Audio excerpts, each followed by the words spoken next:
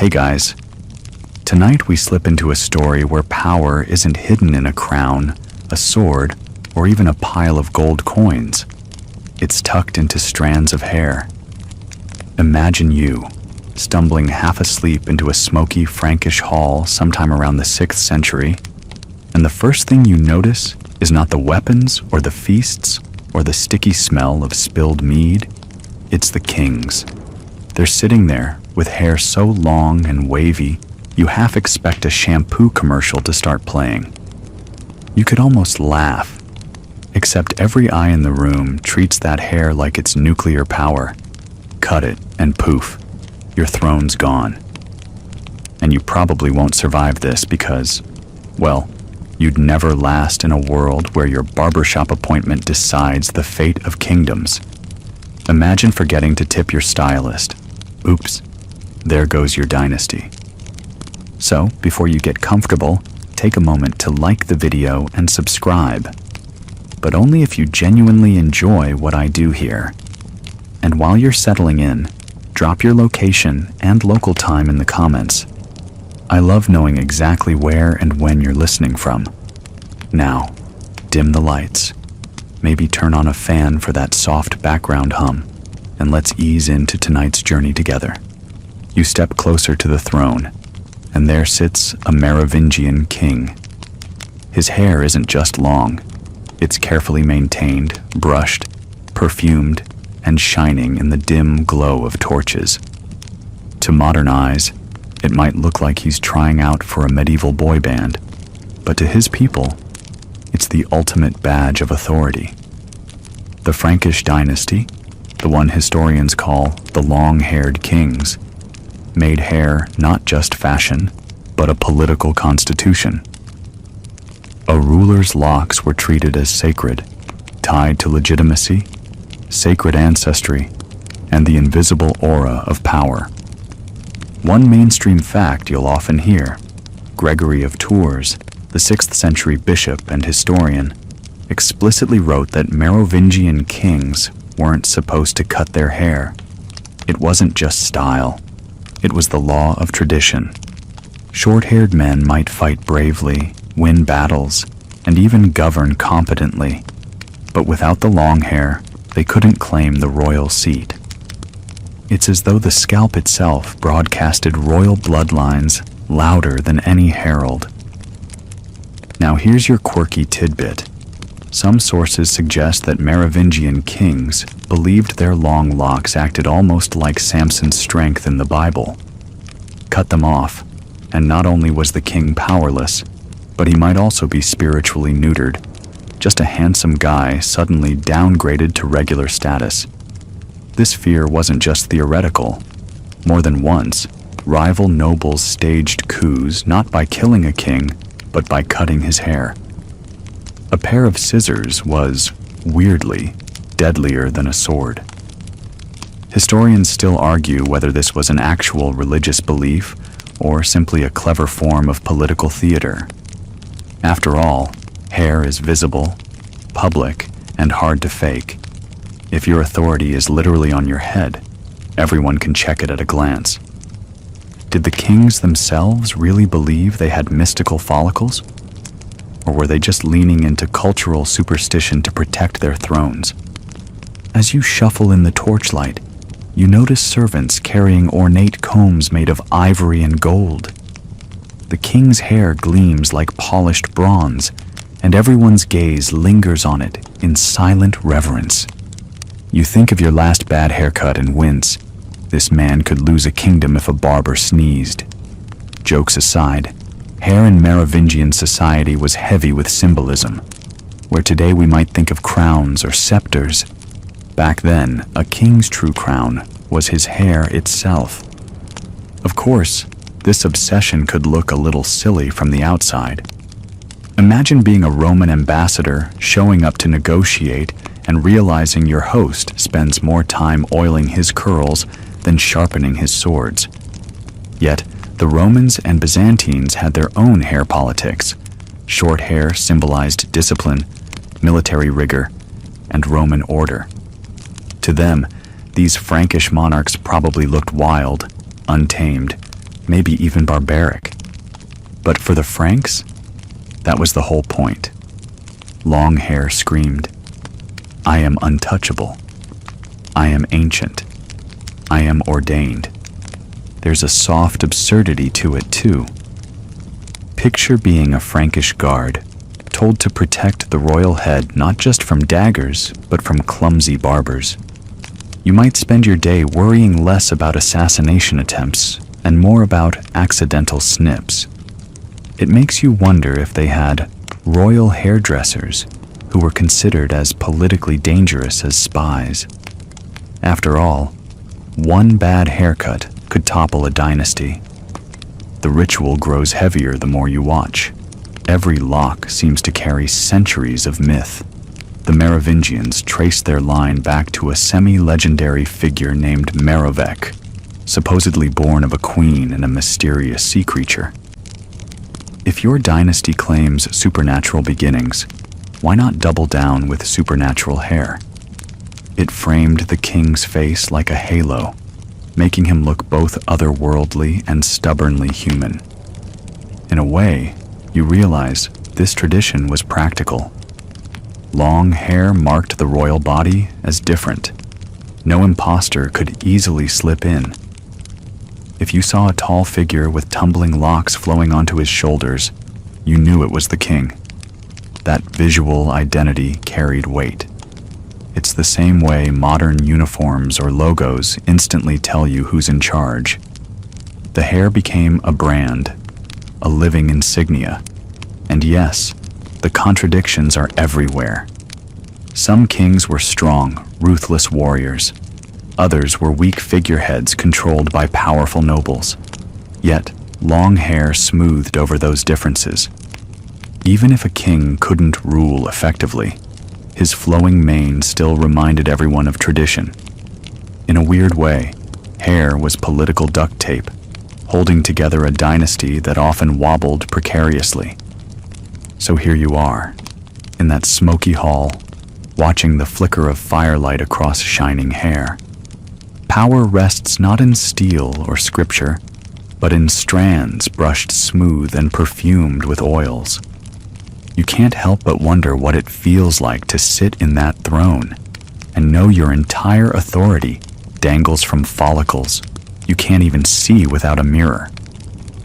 And with that thought, the night deepens, the torches crackle, and your mind drifts toward the wider world of warriors, queens, and monks who will all, in time, test just how strong or fragile this strange hairy crown really is. You shuffle from the smoky royal hall to a muddy field at dawn, and there they are, the warriors of the Merovingian kings, lining up with shields, spears, and hair that sways like banners in the wind. These aren't just fighters, they're walking statements.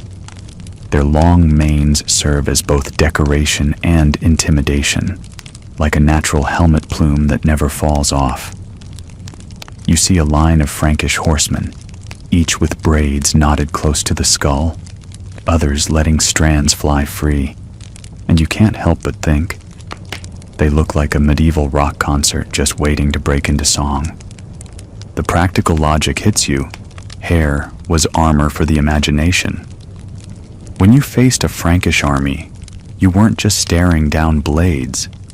You were staring at a mass of wild-haired men who looked untamed, half barbarian, half divine. Fear travels faster when it rides on spectacle, and the Merovingians knew that very well. A mainstream fact. Archaeological finds and written accounts show that long hair was a marker of status among the Franks, not just for kings, but for nobles and elite warriors. Slaves and commoners, they usually had their hair cut short, cropped, or shaved, a visual reminder that they had no claim to freedom or power. A long-haired warrior was instantly recognizable as someone with rank, resources, and the king's trust. Here's your quirky tidbit. Some chroniclers note that Frankish warriors tied little charms and beads into their braids, even animal teeth or shells, like portable talismans. Imagine charging into battle with half your hairstyle rattling like a maraca. It probably made your enemies hesitate. Was that terrifying or just confusing? Either way, it worked. Historians still argue whether these hair customs were purely military intimidation or if they reflected deeper religious ritual. Did the Franks really believe that uncut hair connected them to divine energy in battle? Or was it mostly about style and social signaling, the way a modern soldier's uniform creates cohesion and authority? As you drift closer, the sensory details sharpen. The warrior's hair smells faintly of tallow and smoke, sticky with animal fat rubbed in to keep strands in place. You imagine running your fingers through it and immediately regretting it. This is no coconut-scented shampoo, more like battlefield glue. The braids tighten against their scalps, pulling their faces into expressions that seem fiercer than they might actually feel. You catch one nervous young soldier, twisting the end of his braid like a teenager, tugging at hoodie strings before an exam. Even in a war camp, nerves are nerves. The long hair also served a practical political purpose. It marked loyalty. A shaved head in Merovingian times often meant disgrace, captivity, or clerical vows. If you had long hair, you were still in the game of power. And if you let it grow free, you could walk into court or camp with visible proof of your freedom. Hair was like an ancient passport, constantly displayed, impossible to forge. Of course, the spectacle wasn't always perfect. Picture a rainstorm soaking those luxurious locks, turning every warrior into a dripping, shaggy mess. Intimidation factor, ruined. You almost chuckle at the thought of some poor Frankish commander barking orders with bangs plastered across his eyes like a teenager at a punk show. Yet, even soggy hair carried meaning. Wet or dry, it was a symbol of defiance against Roman-style short crops. In one skirmish you overhear, the enemy jeers at the Franks, calling them hairy men of the woods. But the warriors just grin, letting their locks whip across their faces as if to say, yes, exactly. That's why we'll win. It's a performance, a living rejection of Roman neatness. Where Roman legions valued uniformity, the Franks valued wild identity. You notice, too, that not all long hair looked the same. Some nobles styled theirs meticulously, oiled and perfumed until it gleamed like polished wood. Others preferred chaos, letting it grow into tangled mats that made them seem closer to wolves than men. Both versions screamed power. It wasn't about cleanliness or fashion. It was about wearing the untamed spirit of the tribe on your scalp. And here's where the symbolism deepens. You realize that in a world without flags stitched in factories, hair itself became a banner. On the battlefield, a cluster of long-haired warriors was as recognizable as a standard. Imagine spotting them across the chaos, their manes catching the light, a shimmering signal. The king's men are here. But there's an edge of fragility in it too. You remember from the hall that cutting a noble's hair wasn't just a bad prank. It was political assassination. For a warrior, losing his locks might mean losing his rank, his freedom, even his masculinity. That's a heavy burden to carry in every strand. As you watch the warriors line up, the first horns blare, spears lower, horses snort, and you catch yourself focusing not on the weapons, but on the waves of hair bouncing into motion. In that moment, you finally see it. The Merovingians didn't just believe hair was power. They made you believe it too, whether you wanted to or not. So as battle cries rise and the first clash of shields echoes across the plain, you lean back in the grass, strangely calm. because tonight's not about who wins the fight. It's about how much authority can rest on a single braid, a flowing mane, a strand shining in dawn light.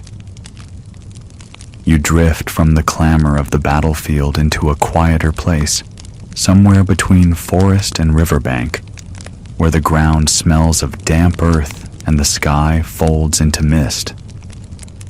Here, you start to notice that hair has older roots than any Frankish king.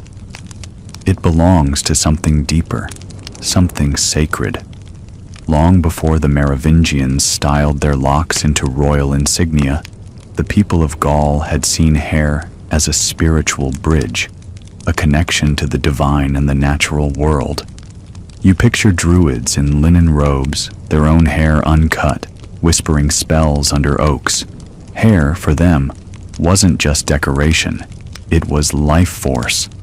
Cut it, and you trimmed away more than vanity. You clipped vitality, luck, and maybe even destiny itself. No one's carrying scissors casually in this setting. The stakes feel cosmic. A mainstream fact, Julius Caesar, in his commentaries on the Gallic War, wrote about Gaulish tribes who let their hair grow long, often combed forward into thick mustaches and locks that covered their faces. He considered it barbaric, but also admitted it made them look fearsome. This tradition bled into the Frankish identity, setting them apart from their neatly shaven Roman neighbors. Here's a quirky tidbit. Among some Celtic tribes, warriors would lime wash their hair. Yes, actual chalky lime paste, so that it stiffened into pale spikes that caught the sun. Imagine a battlefield full of men with glowing, straw-colored quills pointing skyward like hedgehogs on steroids. Terrifying? Maybe. Fashionable? Hard to say. But it proved that hair was never just about looks. It was a ritual performance, almost a spell cast on your enemies before the first blow landed. Historians still argue whether the Merovingians inherited direct Celtic hair rituals or whether they simply shared the same broad Indo-European belief that hair carried spiritual energy. The evidence is hazy. We know the symbolism was there, but whether kings consciously thought, "I am wearing the power of druids on my scalp," remains an open question. As you sit by the riverside in this imagined landscape, you notice villagers washing their hair in the current. Some braid herbs into it, lavender, sage, rosemary, so that every step carries the scent of healing plants. Hair is part of ritual cleansing, part of preparation for festivals, and part of mourning rites. When someone dies, locks of hair are often cut and buried with them, a tether between the living and the afterlife. Suddenly, you see how kings picked up on this. Hair wasn't just politics, it was cosmic continuity. If the common folk tied memory and spirit into strands, how much more must a king's locks matter? The air thickens as you imagine a midwinter festival, fires blazing, the crowd dancing with wreaths of ivy tangled in their manes. Long hair catches the glow of flame like threads of light itself. You can almost hear the chants rise, words lost to time, but heavy with meaning. Hair as fire, hair as root, hair as tether to gods who like their worshippers untamed. And tucked in the corner of this vision is a priest, staring disapprovingly. Already, Christianity is trickling into Gaul, carried by missionaries who prefer tidy, Roman-style grooming. To them, these wild-haired rituals look suspicious, even dangerous. You feel the tension begin, the push between old sacred roots and new holy shears. Still, for the Franks, the untamed look lingered. You see how they wrap their identity in it. We are not Romans, not neat little citizens with cropped hair and shiny sandals. We are free, powerful, chosen by strange ancestors of sea and sky. And the proof is on our heads. One young boy runs past you, his curls bouncing as he carries a carved wooden comb, far too ornate for a child's toy. He stops at a shrine, lays it down, and whispers something before darting away. You realize, even combs themselves were ritual tools. To brush hair was to honor life force, to order chaos without diminishing it. Every tangle smoothed was a kind of spell. You wonder for a moment if modern obsessions with good hair days are distant echoes of this same ancient worry. Maybe we still treat hair as luck, status, magic, without even admitting it. After all, a bad haircut can ruin your mood faster than a flat tire. The mist thickens, the fires fade, but the image remains. Hair as sacred roots, tying kings and commoners alike to gods, ancestors, and the land itself. You lean back, breathing in smoke and herbs, and understand why the Merovingians clung so fiercely to their manes. To cut them wasn't just an insult, it was sacrilege, the severing of a holy cord. And just as you're about to drift deeper into that forest dream, a sharper sound intrudes, the chanting of monks, the ringing of bells.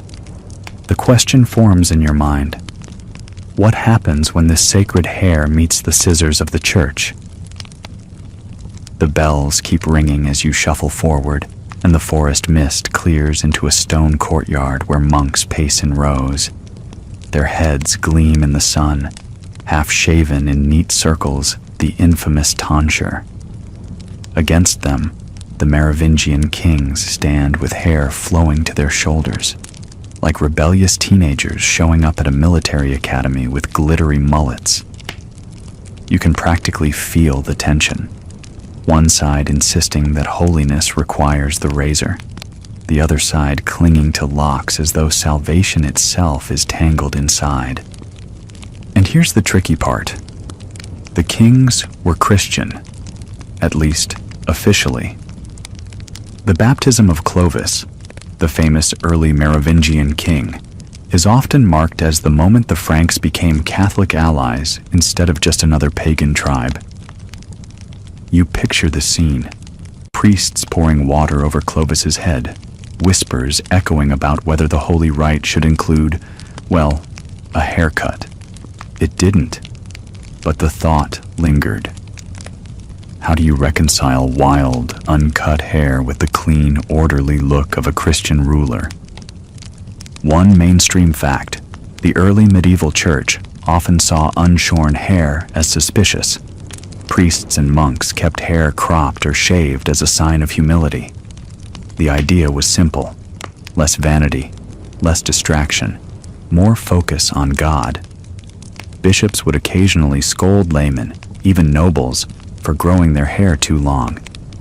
And yet, here were the kings of the Franks, striding around with hair that practically screamed, "I'm chosen by something higher than you."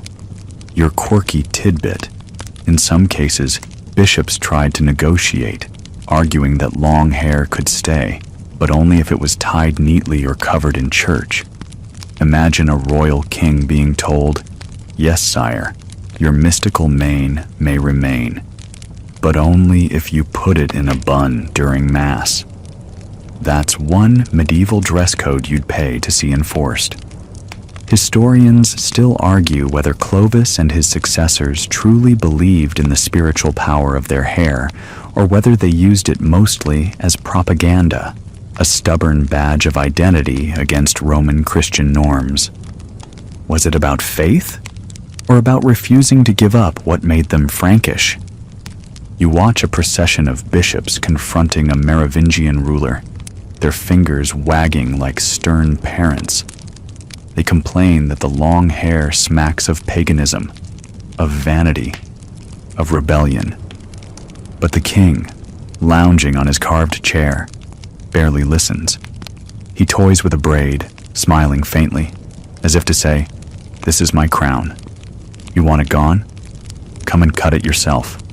And of course, no one dares. The irony is rich.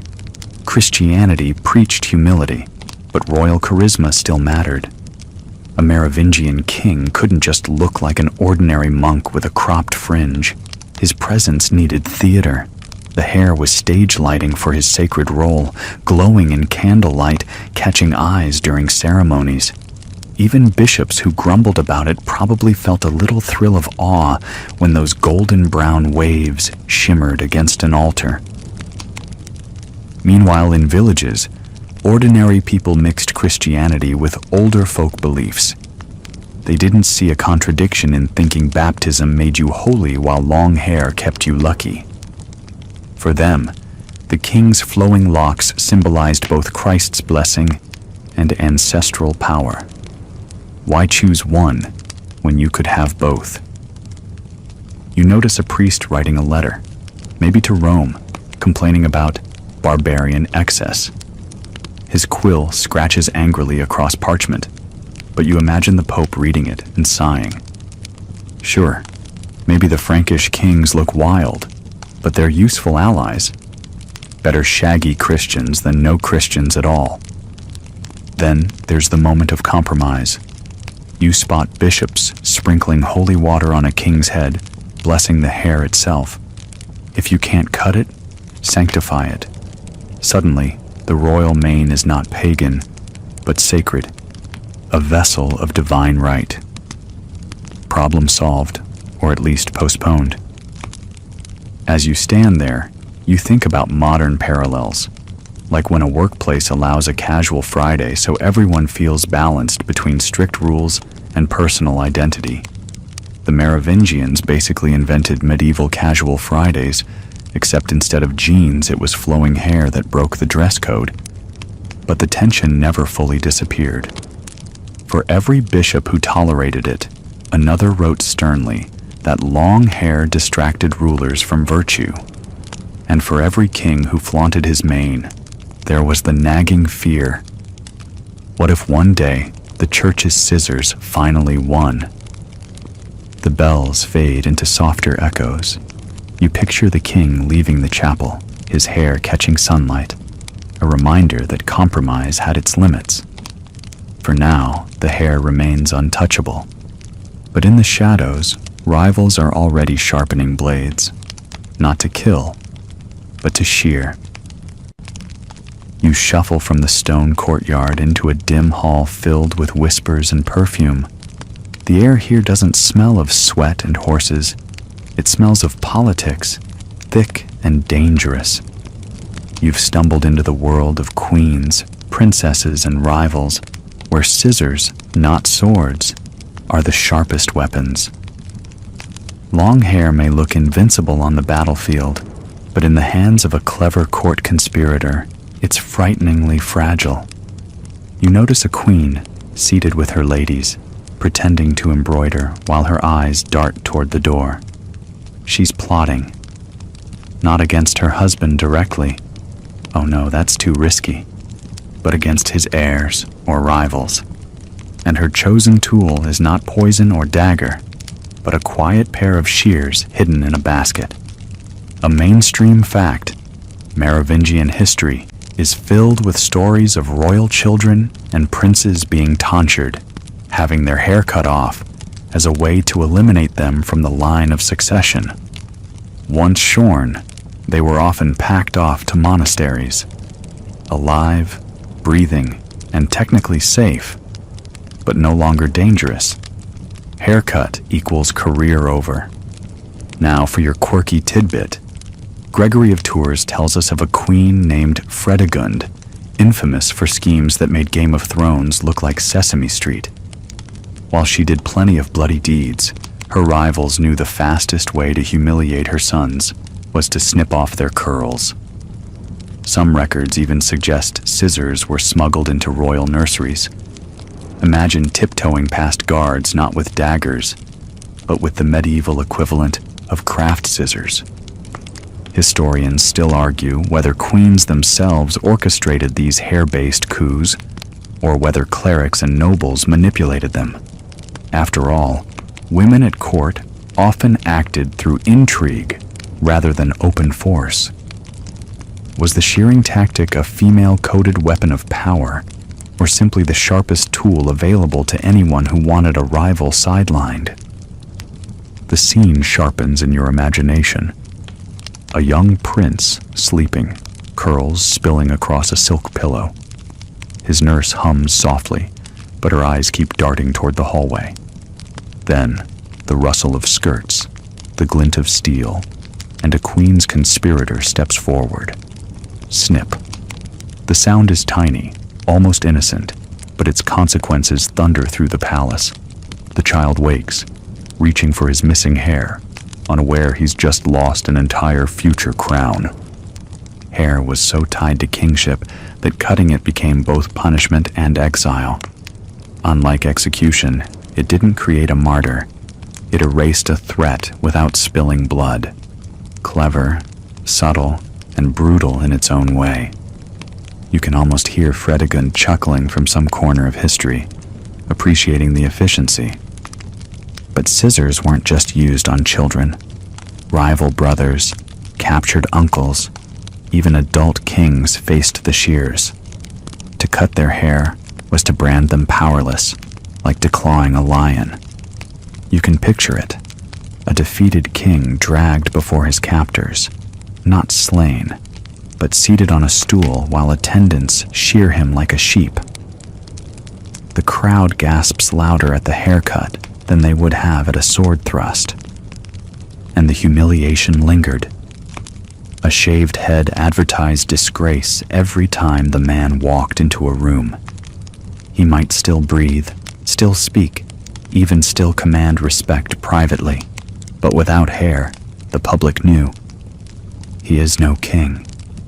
Of course, queens weren't the only ones to wield scissors, but they perfected the art of timing.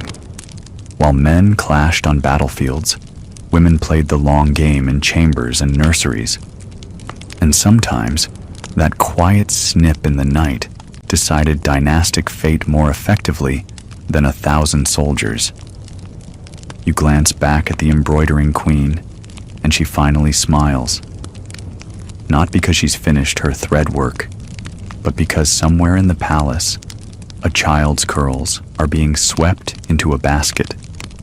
Another rival erased with the neat precision of a haircut. It's almost absurd when you think about it. Imagine today's tabloids reporting, "Royal scandal, heir disqualified after surprise trim." But back then, that wasn't a punchline. It was survival. And as you lean into the soft flicker of candlelight in that hall, you realize the Merovingian world wasn't just about swords and battles.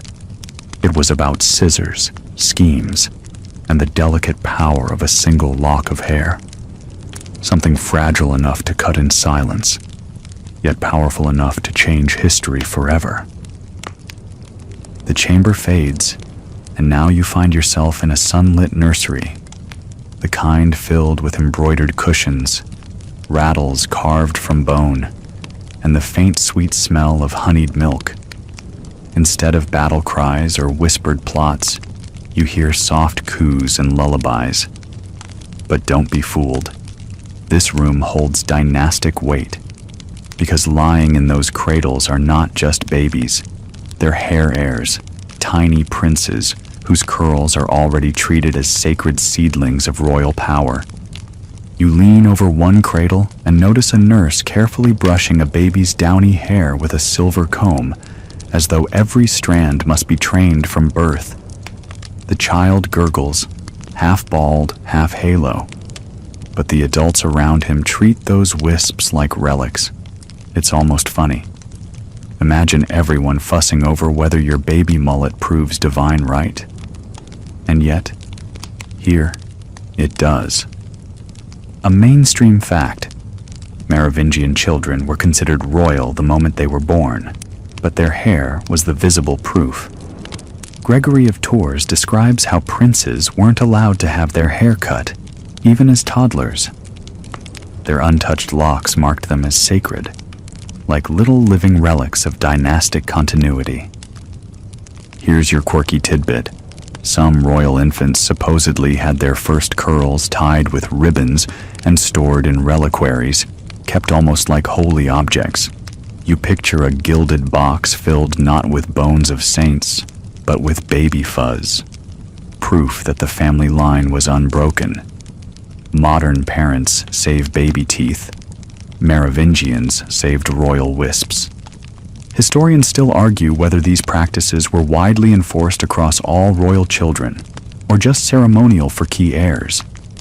After all, there were a lot of princely offspring running around, and it's unlikely every toddler had a team of attendants guarding his hair like national treasure. Still, for the chosen heirs, every strand mattered. As you watch the nursery bustle, you notice guards posted outside, not to protect the children from kidnappers or assassins, though those threats were real, but to ensure no unauthorized scissors slipped inside.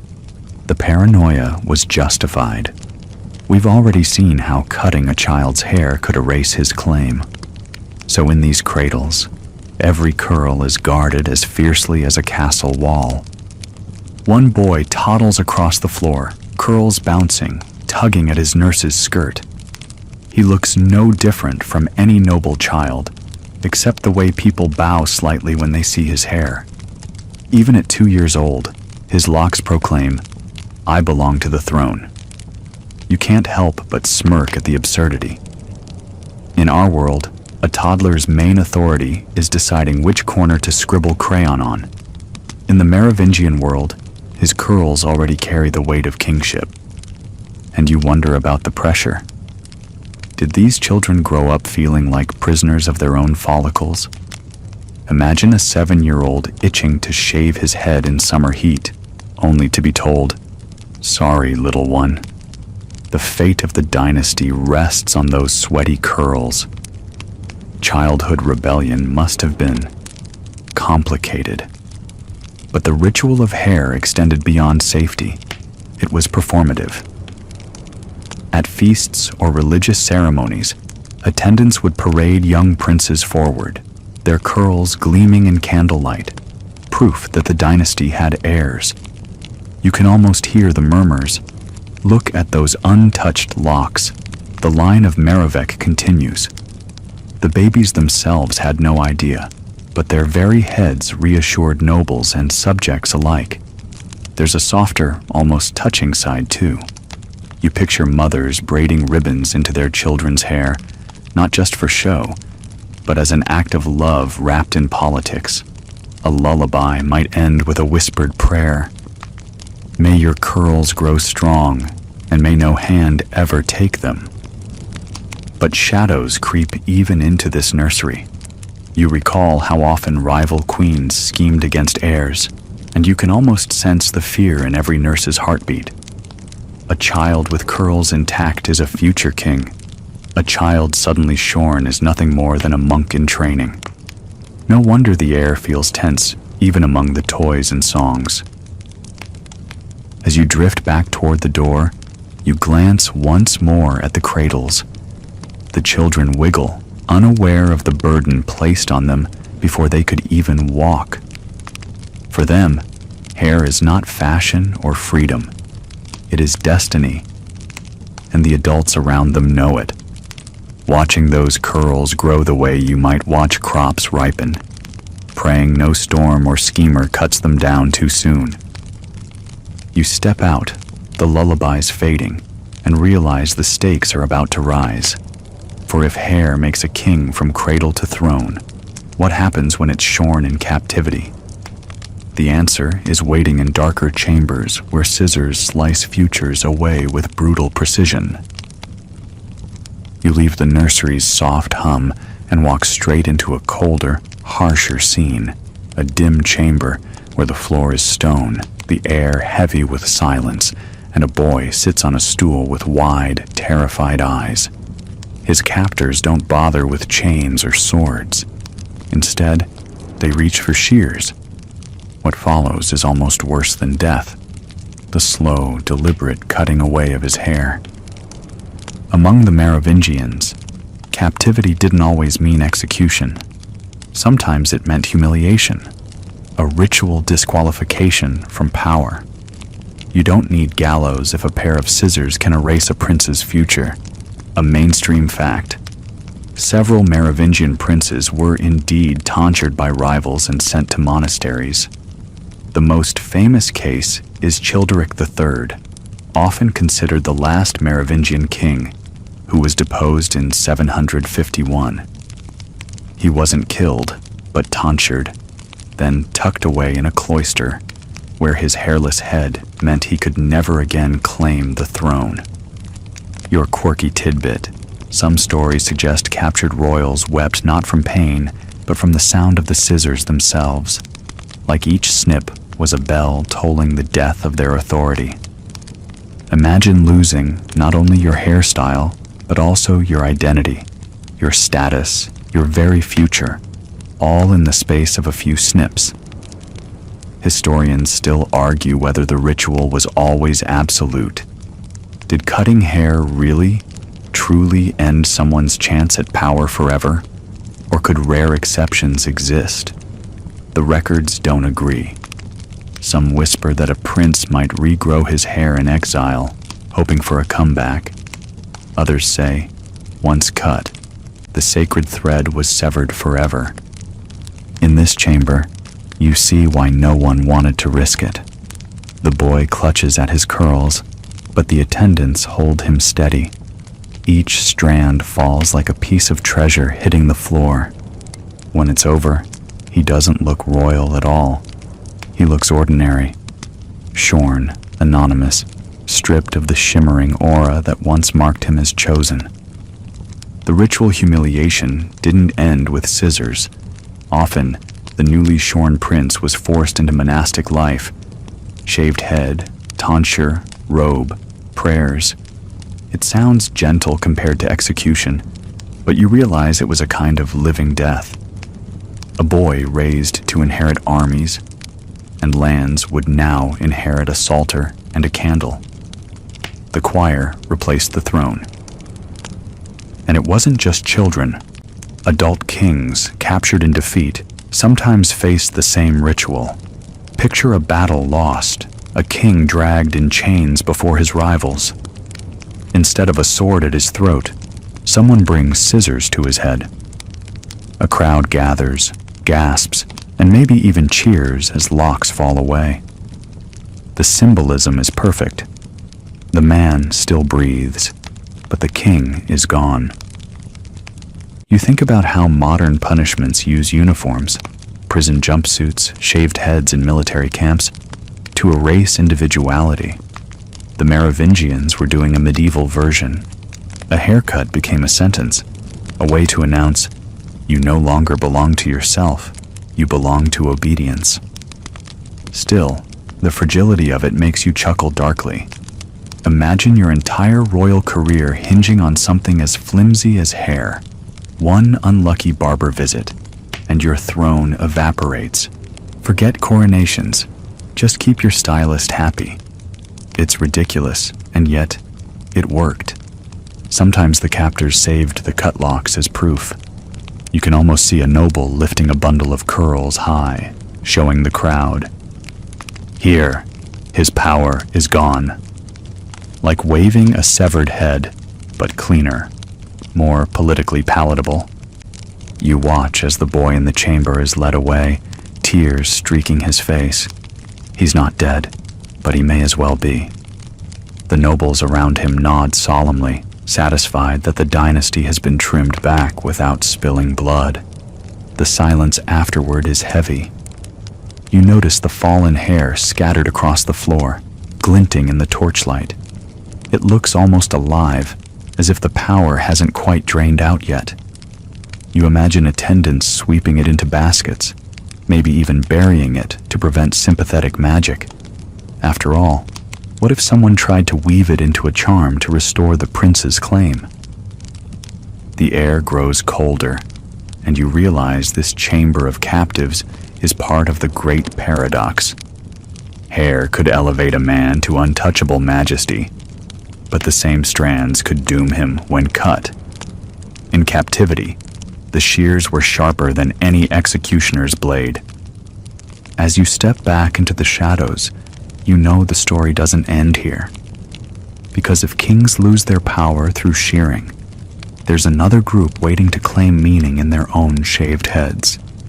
The monks, whose tonsures declared a very different kind of rule. You drift from that cold chamber of shorn princes into a cloister, where the air is thick with incense and candle smoke. Instead of trembling boys forced to the stool, you now see men kneeling willingly as the scissors hum across their crowns. Monks. Their tonsures glint like halos of absence, circles of baldness meant to mark them as God's servants. The irony is sharp. In one world, losing your hair was punishment, humiliation, the end of royal destiny. In this other world, losing your hair was holy, deliberate, a declaration of chosen purpose. A mainstream fact here. Christian tonsure was widely practiced in early medieval Europe, and it symbolized renunciation of worldly power. Different regions had different styles.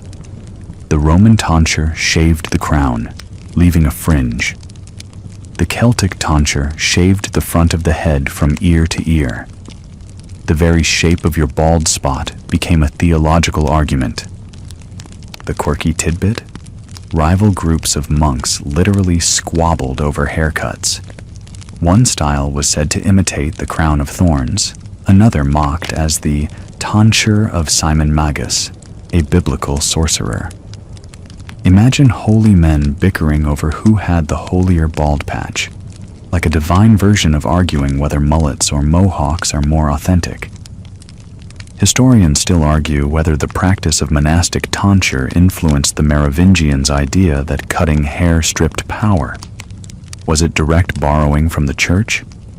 Or was it a shared cultural notion that hair connected humans to the divine? The overlap is too uncanny to dismiss, but too tangled to be proven. You notice the mood here is gentler than the prison chamber. The scissors cut slowly, ritually. A novice closes his eyes, almost sighing with relief as locks fall into his lap. Around him, the monks hum a chant that vibrates against the stone walls like a lullaby. Instead of shame, there's dignity. Instead of exile, belonging. But even here, the politics hum beneath the surface. Monks with their shaved heads often became scribes, counselors, even whisperers in the ears of kings. Their hairlessness didn't erase authority. It transformed it into something subtler. Kings needed them. Kings feared them. And kings, ironically, feared losing their crowns the same way monks shaved theirs away willingly. The juxtaposition makes you smile. You imagine a monk with his shiny tonsure sitting across from a deposed prince with a freshly shorn head. Both bald, both hairless, yet one radiates serene authority, while the other sits stripped and defeated. Context is everything. It's tempting to say the monks and the kings were playing opposite games with the same piece. Hair was power, but also renunciation of power. Cutting it away could erase a throne or sanctify a soul. It all depended on who held the scissors and why. As you listen to the hum of the chant, you realize this is a form of control too. Forcing men into monastic tonsure was political exile in a cassock. But choosing the tonsure? That was a way of seizing invisible power. The kind of power that seeps into parchment, prayer, and politics, rather than swords and crowns. You lean against a column and catch sight of a younger monk smirking at the fresh tonsure of a novice. The bald circle gleams under candlelight like a medieval spotlight. Maybe the smirk says, "Welcome to the club. Goodbye, vanity." And yet, the vanity lingers. Some monks rubbed herbs on their fringes to keep them growing thick, so their bald spot would look more distinct. Even humility had its pride. Now you hear a hymn fading, the words rising in Latin syllables you barely catch. The rhythm feels slower than breath, the tone almost hypnotic. You can see why monks became symbols of another kind of crown, the crown of heaven. Still, the overlap between sacred and political shorn heads won't leave you. Were kings afraid of haircuts because of the monks? Or were monks imitating the king's ritual loss of hair? The two practices reflect one another like mirrors across time. No one is sure which came first, or how deeply they influenced each other. And you can't help but grin at the absurdity. Imagine explaining this to a modern barbershop. Yes, I'd like the haircut that ensures I'll never inherit land, but also gives me eternal salvation. Good luck getting that off a style chart. The monastery's candles sputter. You notice the pile of hair in the corner, swept away from the novices' heads. It looks eerily like the pile in the royal chamber. Different contexts, same symbolism. Here, though, the pile isn't cursed. It's compost, soon to feed the monastery gardens. Hair turned into soil, into food, into life. The monks fold their hands and bow. You feel the hush settle deeper into your chest, like a slow exhale. But outside this quiet cloister, kings are still worrying about their locks, still fearing the day scissors will find them. And soon, the idea of hair will leap from monasteries and throne rooms into something larger, the theater of royal politics itself. You step back out of the cloister, where monks hum in candlelight, and the air shifts. Suddenly, you're in the middle of a royal hall, smoke from torches, jeweled goblets clinking, nobles whispering in clusters. Here, hair isn't a prayer or a renunciation. Here, it's theater. A performance, a crown grown directly from your scalp. The mainstream historical fact. Merovingian rulers were nicknamed the long-haired kings. Their flowing locks weren't just fashion. They were political propaganda. Their hair was supposed to symbolize divine election, a visible sign that God himself had chosen their family line to rule.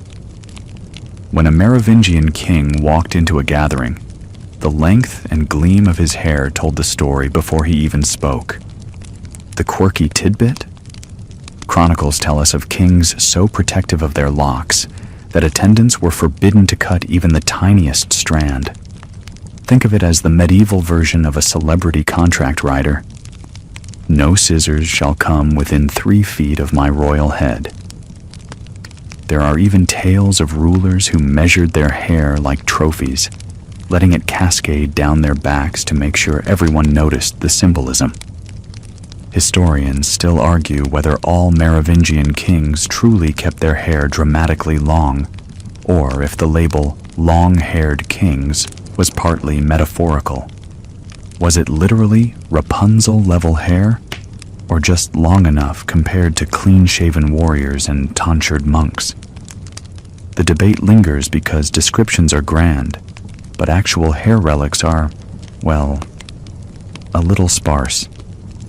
You picture yourself here in the hall. The king sweeps past you, his hair gleaming with oils, braided slightly to keep it manageable, though he'd never admit that practicality to the court. Nobles bow deeper, not because of the crown on his head, but because of the mane flowing around it. A king's hair was a promise, that his bloodline was untouched, his legitimacy visible, his body carrying divine electricity straight through the follicles. The courtiers, of course, know the stakes. You glance at one jealous duke in the corner, fingering his own cropped hair and grumbling under his breath. Maybe he's thinking, if only I could fake that look, I could make a claim. But that's the point. You can't fake lineage. You can't fake election. At least, not if the symbol is growing directly out of your skull. And here comes the performative part. Feasts often included rituals where the king displayed himself not just in jewels and robes, but in the sheer spectacle of being unshorn. His hair shimmered under candlelight, a moving halo in human form. You think of it as medieval PR. Before newspapers, before hashtags, you had hair. There's comedy tucked in here too. Imagine being the royal barber, tasked not with cutting, but with managing. You're brushing and oiling and detangling daily, sweating with fear that a single misplaced snip could cost you your hand, or worse. It's a royal glam squad, except one mistake could mean political upheaval. The symbolism extends beyond the hall. On coins, kings were sometimes depicted with long hair flowing under their helmets. It's impractical, sure, but it shouted lineage louder than armor ever could. Even messengers describing the king to faraway courts emphasized the hair first, before his deeds, before his battles. Hair was the press release. Theatrical, as it seems, there was a chilling undertone. Everyone in the hall knew that if the scissors ever touched the king, the power would vanish. It was a fragile spectacle, like juggling fire, magnificent until the moment it collapses. And you start to sense that this reliance on hair created both awe and vulnerability. It made kings untouchable while their hair was long, but also made them fragile, since enemies could imagine a single snip as revolution. Think of it as a medieval kryptonite. The shiny locks that made you great could also undo you. One joke writes itself. You imagine medieval paparazzi obsessing not over royal affairs, but over King Dagobert spotted with a split end. The horror. Still, the nobles lean in, whispering as the king lifts his cup. His hair, carefully staged, gleams like a performance under torchlight. You feel the hush, the awe, the theater of it all. And you realize the ritual wasn't just about the king himself. It was about everyone watching, agreeing silently that yes, this flowing mane equals divine legitimacy. But this theatrical crown carried danger. Soon, the scissors wouldn't stay hypothetical. Rivals would realize that staging a haircut in public could rewrite legitimacy itself. And when that moment comes, all the pomp and polish of these feasts will feel like trembling foreshadowing. For now, though, you sink into the sound of goblets, the smell of roasted meat, the murmur of nobles eyeing the hair of their king. The locks sway like banners as he moves. The theater holds. The crown grows. The feasting hall fades, and you find yourself standing in a stark chamber, colder than before, where the stone walls seem to echo with a sharper edge. Here, the hair isn't glowing, perfumed, or celebrated. Here, it's under attack. You sense the difference immediately. The air is tense, the whispers harsher. This is the scene where scissors become weapons. The mainstream historical fact: rival nobles and ambitious bishops often resorted to forced haircutting as a political coup. In Merovingian culture, clipping a king's hair wasn't just an insult. It was the equivalent of removing his crown, stripping away divine legitimacy in a single snip. Some dethroned rulers weren't killed outright. Instead, their heads were shaved and they were shuttled off to monasteries. Alive but powerless, they were marked by their cropped scalps, like exiled actors who had lost their costumes. The quirky tidbit? Some chronicles describe these forced haircuts in theatrical detail. Imagine a gathering where the usurper dramatically whips out the scissors like a villain twirling his mustache. The crowd gasps, the king thrashes, but once the locks fall, the aura evaporates. It wasn't just politics, it was performance art with very sharp props. There's even a record of brothers being shaved against their will so they could no longer be considered eligible rulers, their political career ending in the barber's chair. Historians still argue whether these shavings were universally effective at ending a king's legitimacy. Did everyone instantly agree a cropped Merovingian was powerless? Or were there factions that scoffed and said, hair or not, he's still king?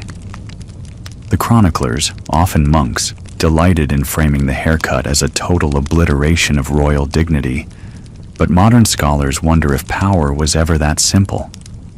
You picture it happening in slow motion. The rival noble shoves the king into a chair. The crowd tightens around, hungry for spectacle. Scissors gleam in torchlight.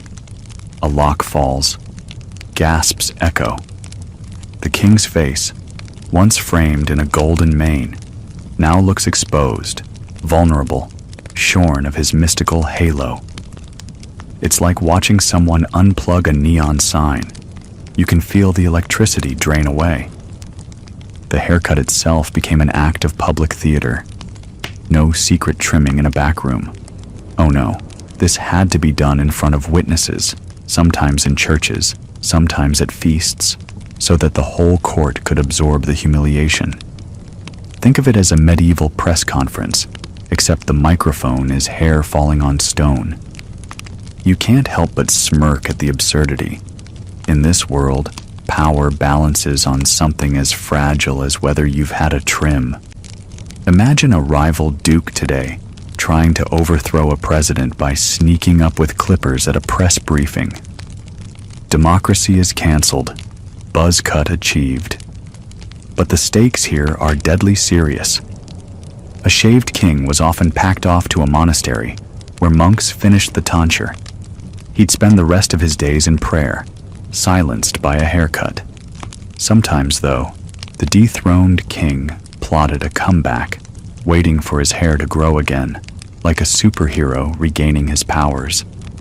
This is where things got dangerous for the usurpers, because the crowd remembered the king's locks, and hair grows stubbornly fast. You imagine being in that hall, watching the royal dignity fall, strand by strand. The courtiers shift uncomfortably. Some cheer, thrilled to see power collapse in scissors' jaws. Others shiver, wondering if the usurper has just cursed himself by touching sacred strands. And in the center, the king, shorn and pale, realizes his identity has been rewritten before everyone's eyes. There's an eerie silence after the final lock falls. Everyone stares, measuring whether the spell is truly broken. And you sense the paradox. In trying to reduce kingship to hair, the Merovingians made the act of cutting it into something terrifyingly potent. One more joke sneaks in. Somewhere, a medieval barber surely bragged that his scissors had changed the course of dynasties. You think your haircut was dramatic? I ended a reign with mine. The scene lingers in your mind. The clatter of the scissors on stone, the broken aura of the king, the nervous laughter of nobles pretending this was just procedure.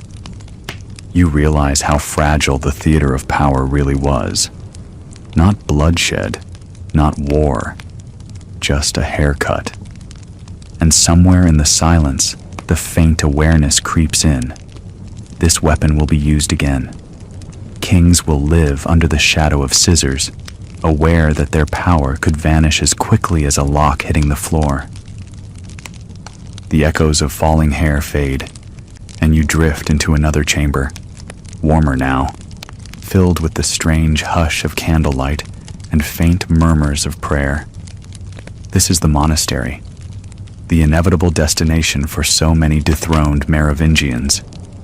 You step softly over stone floors, hearing the scratch of quills, the rustle of habits, the steady drone of monks chanting psalms. And tucked into these cloisters sit former kings, once radiant with flowing hair, now reduced to shaven scalps and scratchy wool robes. The mainstream historical fact here: the practice of consigning deposed rulers to monasteries wasn't unique to the Merovingians, but it became their signature move.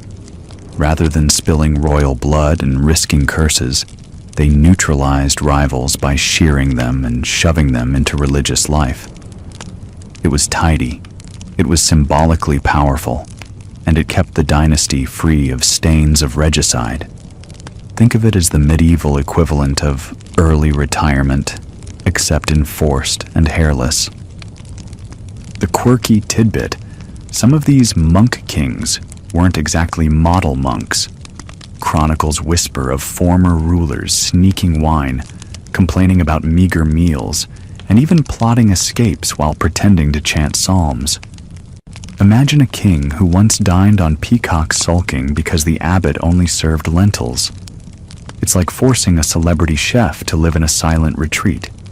Yes, they'll chop vegetables, but expect some dramatic sighs.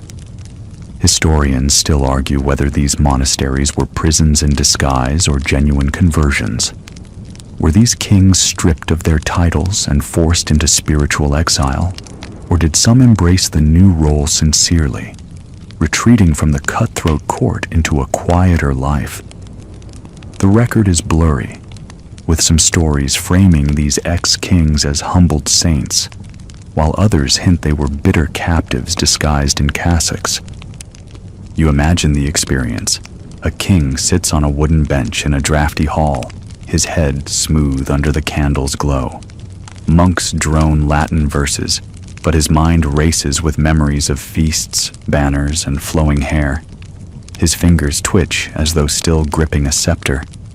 Every hour of silence feels like a punishment designed not just for the soul, but for the ego. The monastery itself smells of wax and damp parchment. Meals are dull: porridge, bread, water. If you once commanded armies, porridge 3 times a day is a humiliation in itself. But the symbolic cut goes deeper. Here, the king is nameless, one monk among many, stripped of his locks, stripped of his aura. The scissors have not only removed his power, they've pushed him into a new identity he never chose. One scene sticks in your imagination: a monk leading a shaved king to the cloister garden to pull weeds. The king kneels in the dirt, hands clumsy with the trowel, while birds chirp overhead. Once, he commanded the loyalty of thousands. Now, a sparrow hops closer without fear, and the only subjects bowing are stalks of cabbages bending in the wind. And yet, you smirk at the irony. By shoving kings into monasteries, the Merovingians filled their cloisters with some of the most unwilling monks in Europe. Imagine vespers sung by a choir where half the voices are plotting hypothetical coups. Monks glaring at each other like, "You were a king? I was a king too." It must have been the strangest support group in history, former kings anonymous. But underneath the humor is something eerie. You realize the haircut and the monastery were 2 parts of one ritual. First, remove the aura, then bury it behind stone walls. Together, they formed a system for recycling kings without bloodshed, but not without cruelty. You picture the scene one last time: the cloister bell tolling, the shaved ruler walking in slow steps, his robe dragging on stone. His eyes flick toward the gate, just for a heartbeat, as if measuring whether his hair might grow back, whether his chance might return. But then he bows, forced or willing, and joins the chant. The sound of that cloister bell fades, and you slide now into the glittering world of ceremony, where scissors, combs, and curls become props in royal theater. You're seated in a drafty Frankish hall, beams of sunlight streaming through high windows, catching in the dust and glimmering on silk cloaks. Drums thud, horns blare, and in the center walks a Merovingian prince, hair swaying like a banner. The crowd hushes, not to admire his crown, but to check. Is the mane still intact? Here's the mainstream historical fact. Merovingian coronations and public rituals often emphasized hair. Chroniclers report that kings didn't need heavy crowns. Their hair itself marked them as sacred. A prince stepping forward with long, gleaming locks could silence a hall more effectively than a jewel-encrusted diadem. Hair was crown, cape, and halo rolled into one, convenient and difficult to counterfeit. The quirky tidbit. Some ceremonies included combing rituals where attendants made sure every strand lay just so before the king appeared in public. These weren't barbers. They were practically stage managers. Imagine a pre-coronation rehearsal where someone yells, "No, no, that curl goes left, otherwise the sacred aura looks lopsided." You can almost hear the royal stylist whisper, "If you split the part wrong, we're all doomed." Historians still argue whether these rituals were sincere sacred acts or simply political theater. Was the hair really believed to channel divine force, or was it just a handy way to dramatize the uniqueness of royal blood? Some scholars insist that by the 7th century, everyone knew it was mostly symbolic pageantry. Others argue the aura was still taken literally, with every public display doubling as spiritual proof. You watch the scene unfold. The prince walks toward the throne. The crowd tilts their heads to follow his shining mane, the way modern fans follow a celebrity's outfit reveal on the red carpet. Hands reach out, not for jewels, but to brush against the hem of his hair. A few old women murmur blessings, while nobles glance nervously to ensure not a single strand has been cut. Picture a moment when a rival duke tries to stage a counter-ceremony, maybe crowning his own candidate. The people squint. But does his hair shine? Does it flow? Or did someone sneak in scissors last week? Without hair, the performance flops. It's like trying to launch a pop star without charisma. You can rent the stage, but the aura refuses to show up. The hall grows heavy with incense. A priest stepping forward to sprinkle holy water. The act of blessing the hair becomes the climax. Curls dampened with sanctity, combed once more, and declared untouchable. You realize the entire audience isn't watching a haircut. They're watching a covenant renewed, a deal between heaven and earth sealed strand by strand. Of course, sometimes the show went off script. Chroniclers chuckle about awkward ceremonies where the young prince had thin or scraggly hair. Imagine the panic of handlers trying to fluff up a wispy mop so it didn't look pathetic under torchlight.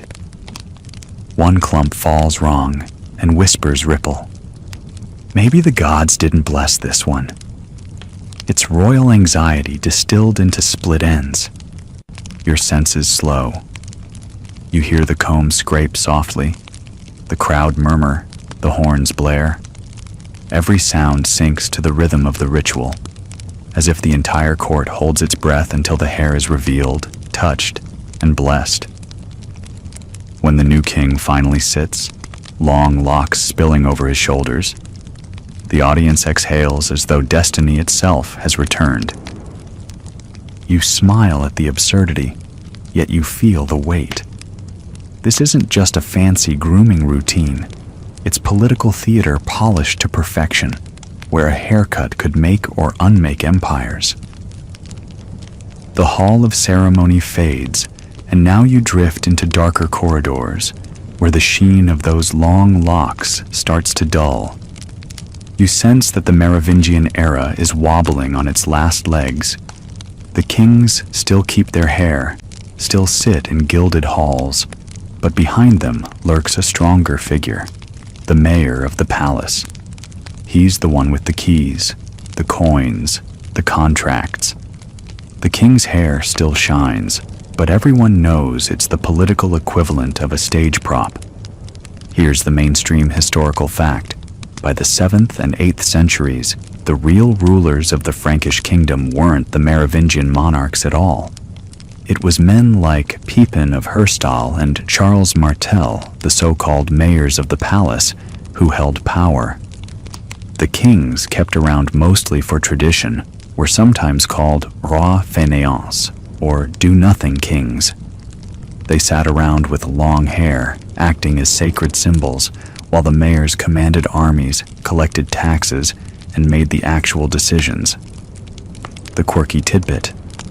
Some of these sidelined kings spent their days being wheeled around in carts, paraded just to show off the hair like a sacred relic. Imagine being a monarch, technically divine, but reduced to a kind of celebrity cameo. You wave from your cart, locks flowing, while the mayor smirks in the background, clutching the purse strings. It's almost medieval reality TV. Here comes the star of the show, though he can't remember his lines anymore.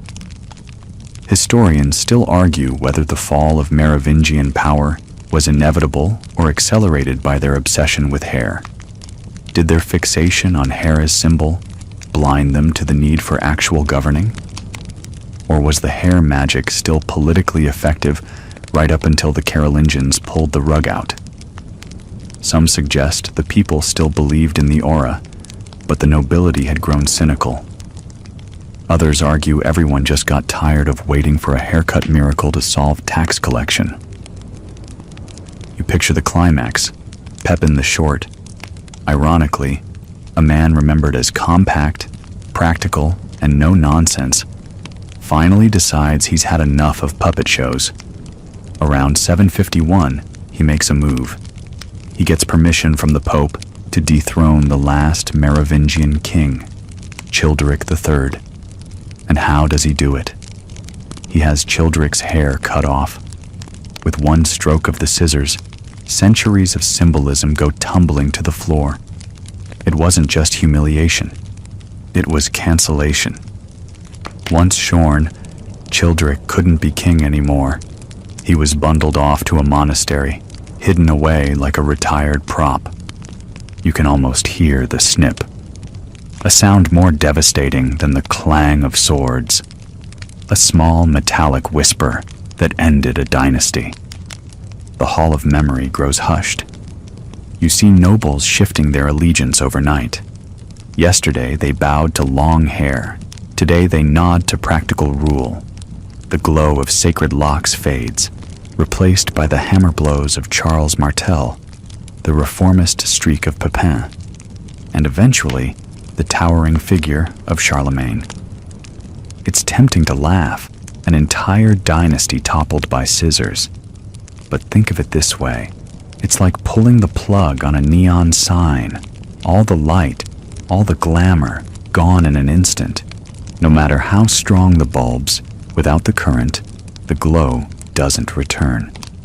The Merovingians stumble off stage, their legacy a shimmering braid snipped and tucked away in the shadows. And as you drift forward, you realize this wasn't just a haircut. It was history's most symbolic makeover, one that traded mystical manes for pragmatic crowns. You feel the air soften, like parchment curling at the edges of an old manuscript. The Merovingian halls vanish, but echoes of their shimmering locks still hang in the stories people whisper centuries later. Kings may have fallen, but hair remembers, and it coils its way into legend. Mainstream fact first, later medieval chroniclers didn't forget the Merovingians. They turned them into half-mythic figures draped in exaggerations. One famous strand of legend says that the dynasty began with Merovech, a founder whose father might have been a sea creature, a sea god, a beast, a glimmering monster in the foam. Historians still argue whether this tale was pure invention, pagan memory, or political spin. Either way, it gave the dynasty a supernatural glow. Add the long hair to that origin story, and you suddenly have kings who look like they're descended from Poseidon's hairdresser. The quirky tidbit here: in some versions of medieval folklore, a Merovingian's hair wasn't just a symbol of kingship, it was thought to literally pulse with magic. A shorn king might wither like Samson, his strength gone, his charisma evaporated. You can picture village storytellers by firelight saying, "Ah yes, once the scissors touched him, he slept forever," while children gasp and clutch their own curls just in case. And then there's the way their memory morphed into fairy tale territory. Some legends painted them as half-wizards, their hair glinting like threads of fate. Others imagined queens with combs carved from ivory, brushing out spells as they groomed their sons' future crowns. Over time, their hair became less political and more enchanted, like a relic that still glowed faintly in a world of swords and saints. You may smile at how these stories linger. The Merovingians became the ancestors of conspiracy theories too. Even today, there are fringe books and societies whispering that their bloodline continued, mixed with mystical orders like the Knights Templar. The idea of secret heirs with sacred hair pops up in novels, in pseudo-history bestsellers, even in the background hum of internet forums. Long hair, it seems, still makes for long shadows. Historians still argue whether these later myths were harmless bedtime embellishments or deliberate tools of propaganda. Did medieval scribes exaggerate the hair magic just to entertain? Or did certain rulers in later centuries push the stories to claim legitimacy for themselves, as if brushing a long-dead king's mane could add shine to their own crown? The imagery lingers. You see troubadours plucking lutes, singing about kings with flowing locks who could heal with a touch. You glimpse tapestries where golden braids curl like rivers, binding past to present. You hear monks muttering, not entirely comfortable with the persistence of hair legends in a Christian world, but unable to erase them fully. And through it all, the Merovingians live on, not in palaces, not in cart parades, but in whispers, myths, and stories that braid history with fantasy. The snip of Pepin's scissors didn't silence them completely. It only pushed their legacy sideways, into folklore, where hair never quite stops growing. The last strands of legend trail into your hands, and you sit quietly, turning them over like threads caught from a dream. The Merovingians may be long gone, their dynasties cut off, literally and figuratively, but the fascination with hair-based power never truly disappeared. You see it ripple forward, like a long braid snaking its way into modern life. Mainstream fact first, even after the fall of the Merovingians, Europe's rulers never quite abandoned the visual symbolism of hair. Carolingian kings, who replaced the Merovingians, were often depicted with carefully styled locks, though they avoided going full rock band mode.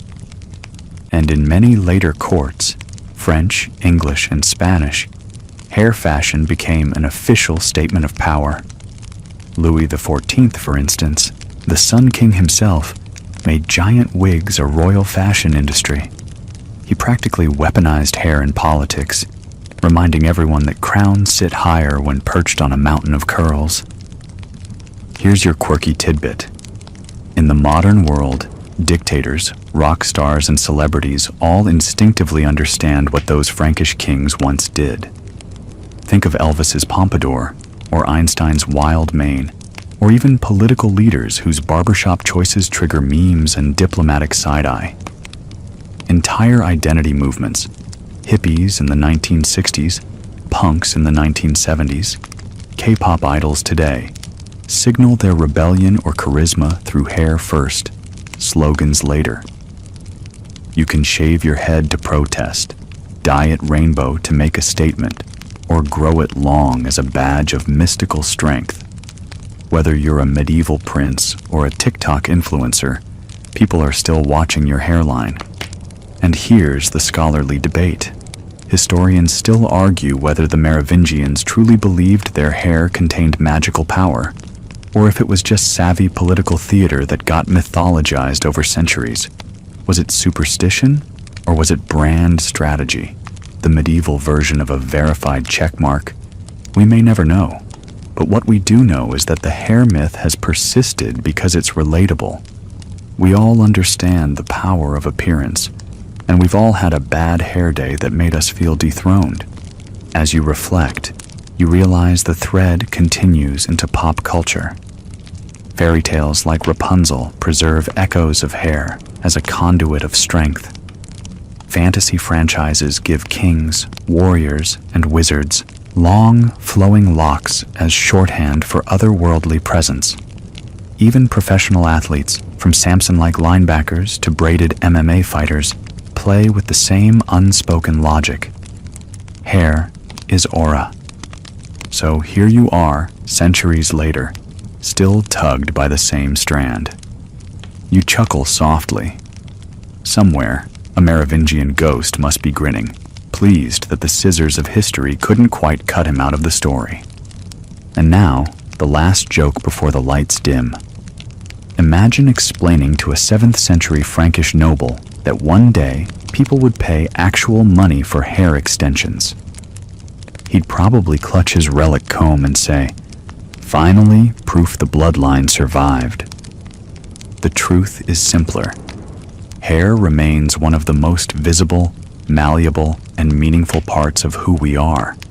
And while the Merovingians may have vanished into history, their belief that hair could embody destiny still echoes. Every time someone whips their ponytail, shaves their head, or struts into the room with a new cut that says, "I'm in charge now."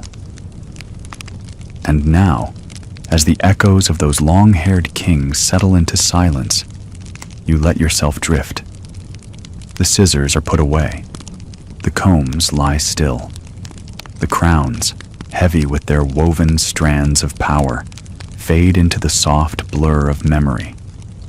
You breathe a little slower, feeling how history itself unwinds like a braid being loosened at the end of the day. You picture fields at dusk, the kind where Merovingian warriors once marched, now just quiet grass swaying under a cool breeze. No shouting, no battles, no royal proclamations, only the hum of crickets and the slow rhythm of the earth.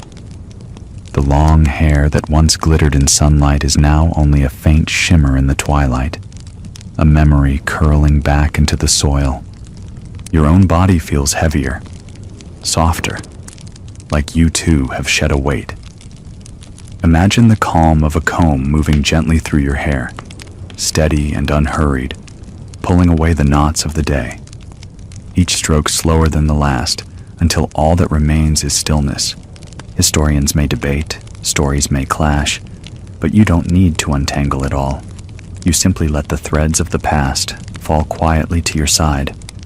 You are safe here, unbothered, resting. The long-haired kings can keep their secrets. You only need the quiet comfort of drifting further into sleep. So close your eyes now. Let your breath lengthen, your thoughts soften, and your body melt into stillness.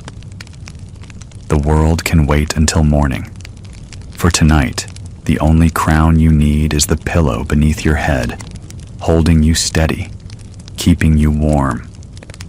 Good night and sweet dreams.